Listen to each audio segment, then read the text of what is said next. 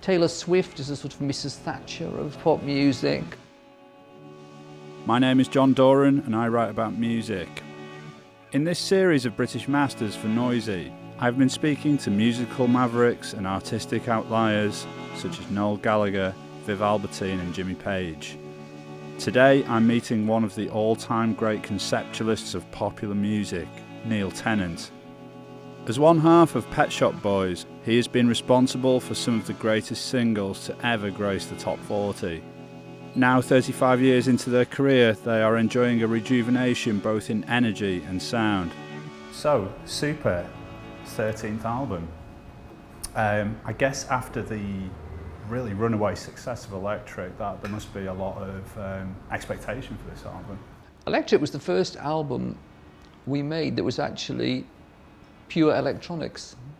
Although we're sort of known as a synth duo, all of our albums have had other musicians, normally orchestras. And so working with Stuart Price on Electric, that was the first album where it was purely electronic from start to finish.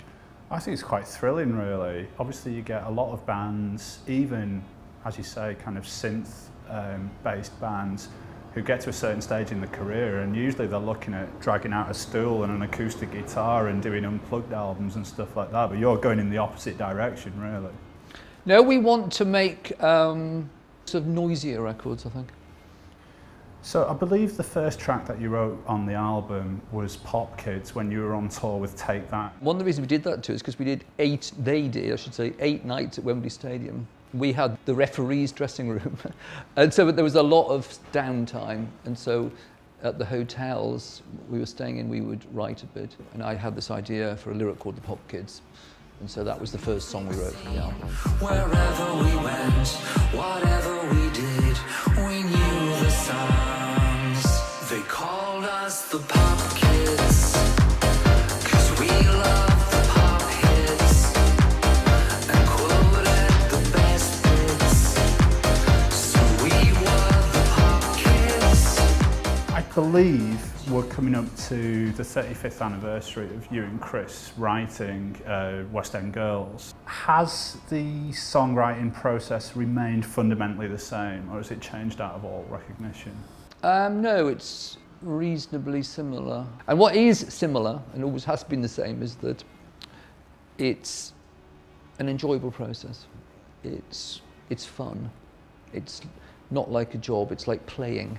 Obviously, it is really quite a clubby album, and I was wondering if you were kind of influenced by the kind of landmark clubs that they have in Berlin, which they just don't have in this country, like Berghain or Tresor.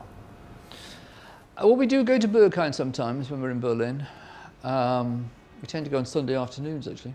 And Chris's musical influences tend to be more dance music. Chris only really likes one thing, and that is euphoria. Now, you can find euphoria in a very sad ballad. Still a kind of despair can be euphoric, whereas I have a more observational approach. So what we do is a compromise between those things. I've got to say that this summer I'm going to be 45, and when people say to me, let's go to a nightclub, my first response is to burst into tears, you know, because I can't think of anything worse. And I was just like, you know, are you still a clubby person? Do you like think, oh yes, the chance to stay up all night listening to industrial techno surrounded by people who look like they've wandered in from The Walking Dead or whatever? Does this still seem like an appealing thing to you? Actually, when you put it like that, it sounded very appealing. No. I mean, I'm 61 now, and I first went clubbing in 1973. What was your first club like? The first club was called Shagarama's. It was in Neal Street when Covent Garden was still Covent Garden, smelled of fruit and vegetables. It later became the famous Roxy Club. Oh, right. But it was the first gay club I ever went to as well. And it was very, what we would have called in those days, zhushy. This was, you know, the David Bowie period. People were sophisticated and liked soul music and maybe like Brian Ferry and Lou Reed, and people dressed up to go out. And so we used to go there, and it was where I first heard a 12-inch mix, which made a huge impression on me. Popper Was a Rolling Stone by The Temptations. The full-length version of that, I don't know if you know the album, it's a great album, I think is one side of a record. Yeah. And they played the whole thing, and the lights, and the sound system was great, and it was just magical.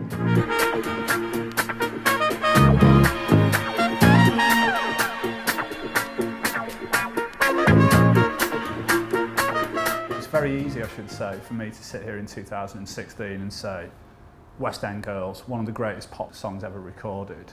But obviously the actual narrative of what that song went through is a little bit more complicated than that. And the Bobby O version, fair enough, that was a club hit. But when you came to re-record it, I believe neither your label or your manager liked the song, did they? Yeah, they liked the song. Tom Watkins, who's managing us, loved the original record of West End Girls.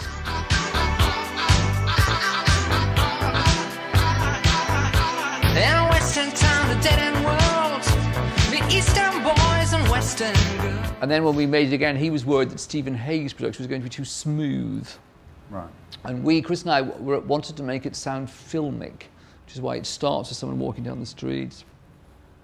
You get that sort of ersatz trumpet solo in the middle, because we wanted it all to sound very film noir. That was our sort of idea of it. What the record company and Tom were saying was, oh, but is this going to be a hit? And we thought if it wasn't a hit, then we would never have a hit, because we thought it was unusual. We regarded it, by the way, as a rap record.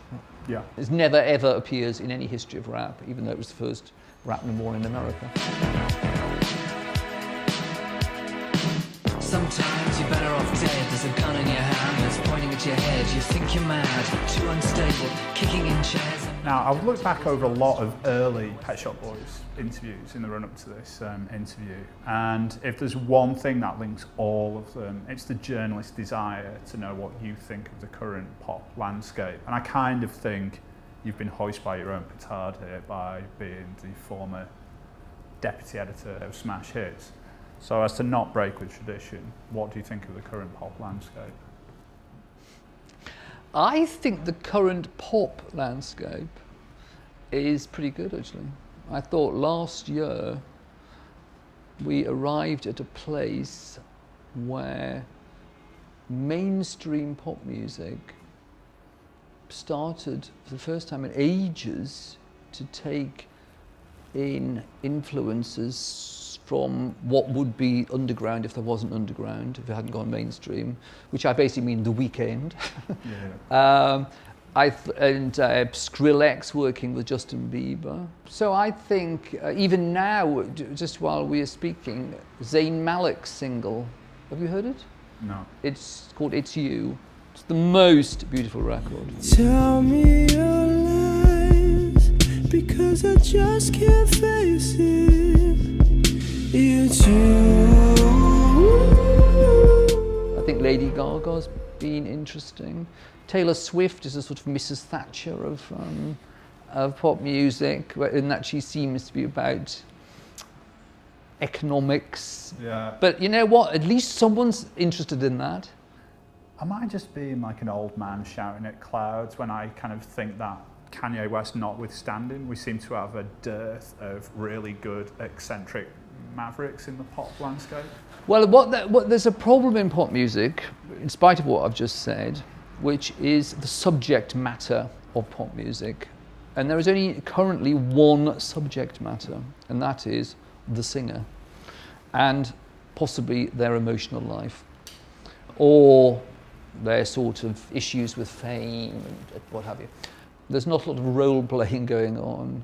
What did the Pet Shop Boys learn from David Bowie, or is that too big a question even? As a teenager in Newcastle, I saw Ziggy Stardust at the Newcastle City Hall 1972, and it was half empty. And what I liked specifically was the artifice. David Bowie was sort of pretending to be something. It was a theatrical performance, and it was a totally different way of doing things. When we wanted to do live shows, we thought we've got no interest in doing a rock and roll concert experience. We want to do something that is artificial. What I was really stunned to find out was that you spent 2 years working for Marvel Comics in the UK, and so in all seriousness, I have to ask you, who would win in a fight between the Wolverine, Deadpool and Spider-Man? I don't even know who the middle one is. What interests me is when I worked at Marvel Comics, which was in 1975 to 1977, to help to organise a Marvel Comics comic exhibition at the ICA, which coincided with Stan Lee coming over.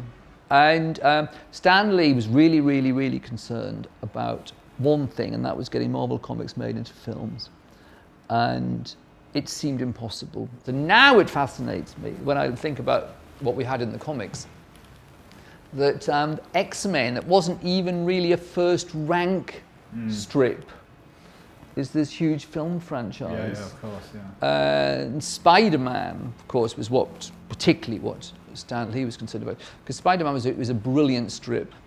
Spider-Man actually lived in New York, and you could recognise, and had a girlfriend, and pop music was mentioned, and all the rest of it, and it was rooted in real life.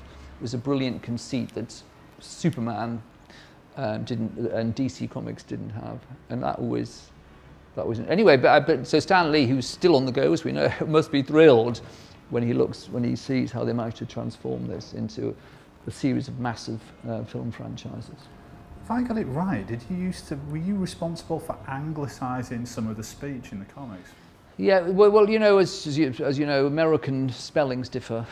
Colour being the classic example. So we would put I would have to go through, and then we had 2 or 3 artists who would put the U's in because we wanted children to spell properly. I completely misunderstood this. I had this kind of image of you having Captain America saying, "Dear boy, fancy a cup of tea?" Or... No. It was only spelling. And the other thing they used to do is we had to, because they were read by very young children. Red Sonja was sometimes topless. Oh dear. Not in the UK. She had a bra drawn on her, and there was someone used to draw the bras on Red Sonja. I interviewed, Mark Bolan for Marvel Comics, because he was a big Marvel Comics fan. Oh, Mark Bolan. Were you a fan? I was still a massive fan of Mark Bolan. What was he like? Mark, very nice. He was chunky. When he died, he'd gone skinny again. Yeah. Amazing about Mark Bolan, when he died, he was only 29. He seems really young now, when you were 45.